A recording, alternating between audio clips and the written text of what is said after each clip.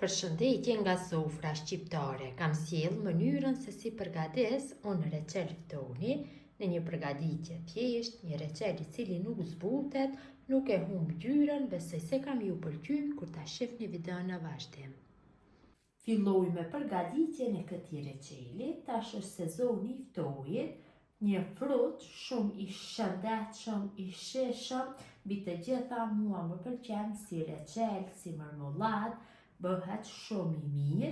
Filloj me përgatitjen, na duhet një enë e mbushur me ujë, unë këtu kam dikon rreth 2 kg e 500 gram me ftor, ju mund të dyfyshoni, trefyshoni masat, varet se sa keni dëshirë të përgatitni. Tek uji shtojna 3 paketime me limoncoz.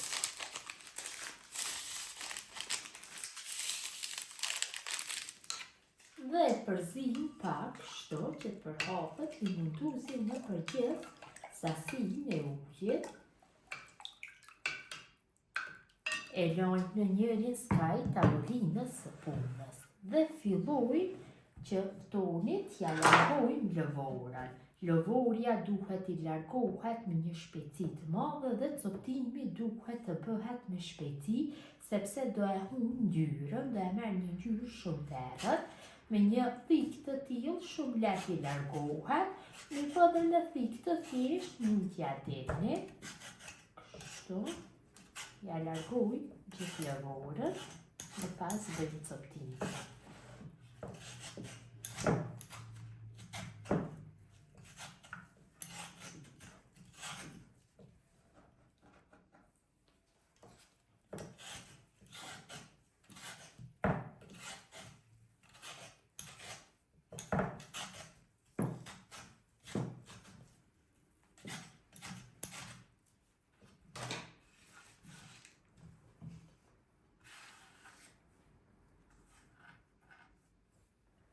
Tash marrim dhe ndajmë në 2 pjesë. Dhe njërën pjesë e kalojmë direkt tek uji me limoncoz, që mos t'i prishet ngjyra, kurse pjesën tjetër filloj që ta ndajmë kështu në copsa, në fillim do ndaj në copsa zjata, më pas në katrore më të vogla. Unë I kam ftojt bio, për atë arsye janë kështu të prishur në mes, kurse nëse nuk I keni ftojt organik, kështu siç I kam unë, atëherë nuk do janë të prishur, mirëpo nuk do janë të shëndetshëm. Unë I kam marrë nga Baçja, tek shtëpia në fshat, tek shtëpia Klint Vetmir, dhe kështu direkt I coptoj dhe I kaloj tek uji. Ja largoj këtë pjesën e prishur, pjesën e bërthomave, farave, pjesën e fundit. Do I krej kështu në copsa më të mëdha. Ju mund t'i bëni në copsa më të vogla, më të mëdha, varet nga dëshira juaj.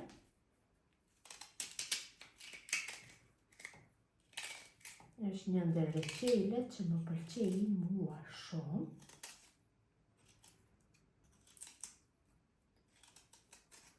Kështu direkt coptoj.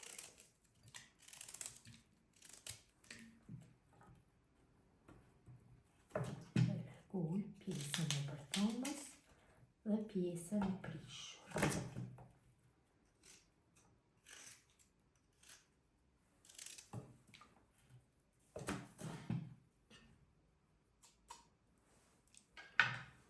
Pjesën tjetër.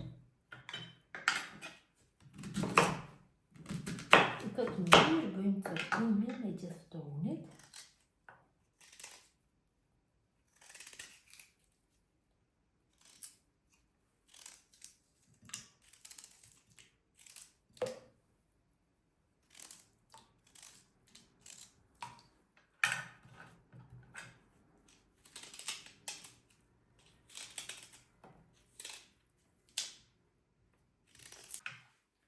Mënyrën e njëjtë vazhdojnë atutje me gjithë ftojt, duke ja largu lëvorën, duke ja largu gjithë pjesët e prishura, bërthomën, farat dhe duke I coptu në copsa më të vogla.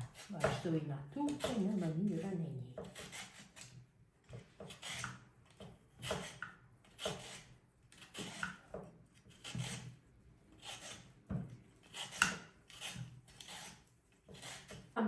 lëvorën, i kam sotu, i kam kalu tek uji me limundoz, tash i lëm të qëndrojnë dikon rreth 14 minuta, i lëm për arsye që mos zbuten gjatë zirjes dhe ta ruajnë ngjyrën.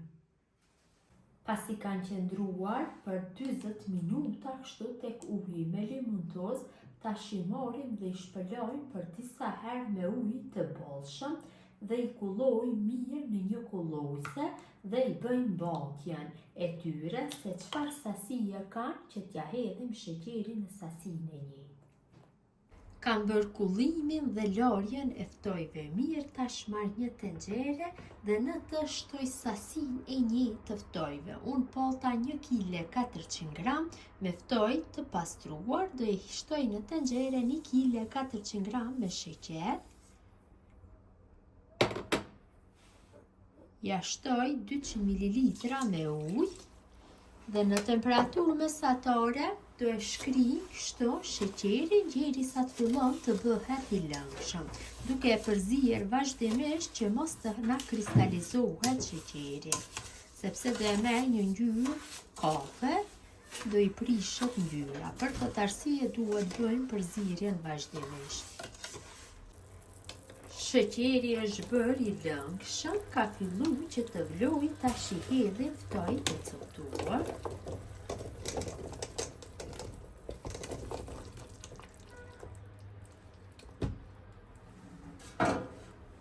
I përzi që ta marrin shërbetin nga gjithë anët.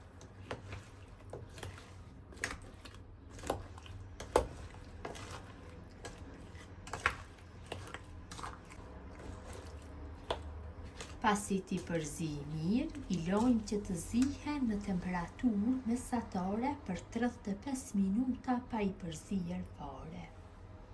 Gjatë kohës së zirjes formohet shkumë sepër, kështu marrim një lugë dhe ja largojmë atë sa mundemi, kështu nga gjithë anët munduhem që t'ja largoj shkumën e formuar. Vazhdimisht ja largojna shkumën gjatë zirjes.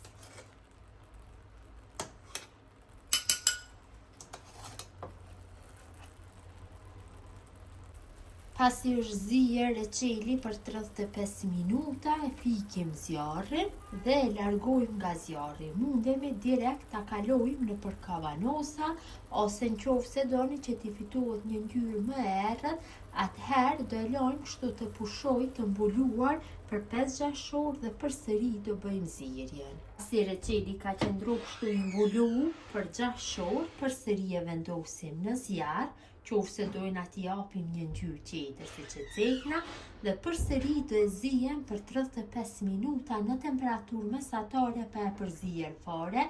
Gjatë kohës së zirjes vazhdimisht ja largojmë shkumën e formuar sepër. Pas 35 minuta zirje për herën e dytë, e largojmë nga zjarri, përsëri ja kam larguar shkumën e formuar sepër dhe reçeli është gati të kalohet nëpër kavanosa. Dhe reçelin kështu volë të nxehtë e kaloj nëpër kavanosa. Kavanosat janë të nxehtë, i kam larë, i kam sterilizuar në furrë të nxehtë 150 gradë. Kam marrë kështu një të tillë si kjo. Më lehtë do e kem ta kaloj masën dhe i kaloj kështu, i mbushi kavanosat. Në këtë mënyrë do mbyllen hermetikisht.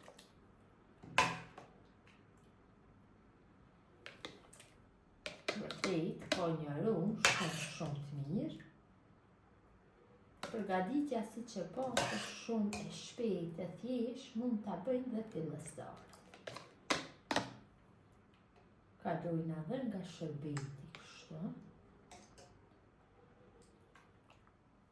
Këtë mënyrë bëjmë mbushjen e kavanosave.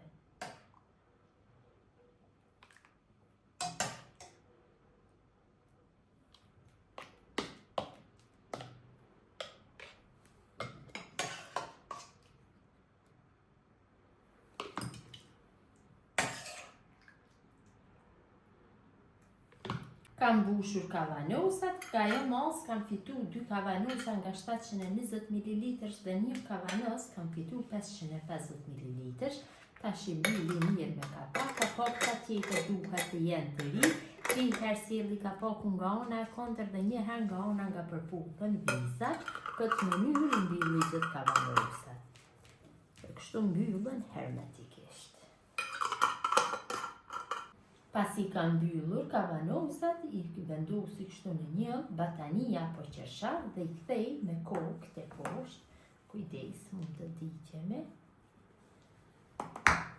Dhe i mbuloj mirë nga gjitha anët dhe i lojmë të qëndrojnë për 24 orë që të mbyllen mirë hermetikisht.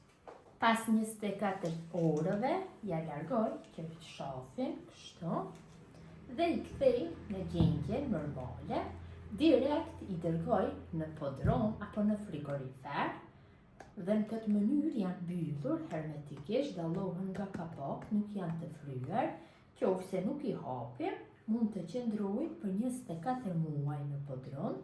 Kjo është mënyra motra dashura se si përgatis unë recel ftoni në kushtet shtëpie. Gjithë ju që e përgatisni në këtë mënyrë ju bëft mirë, ju falinderit që ndani kohë vazhdimisht për recetat e mia, jepni komente bukura, mirëmbëjtje nga sofra shqiptare deri në recetën e radhës.